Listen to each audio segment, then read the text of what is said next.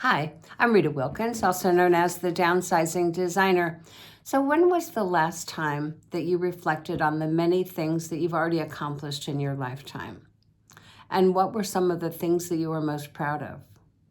So it's so easy to get caught up in dreaming about what's next in life, all the things that you'd like to do in the future. But what about celebrating the many things that you've already accomplished in the past? The experiences you've had, the lessons you've learned, the things that you've overcome to become the person that you are today. In my new digital workbook called The Reverse Bucket List, I guide you through various exercises, various prompts that will help you shine the light on the many amazing things that you've already done. And by celebrating your past with gratitude, you'll gain a fresh new perspective that allows you to then embrace an inspired new vision to move forward with passion and with purpose. So check out my new workbook called The Reverse Bucket List.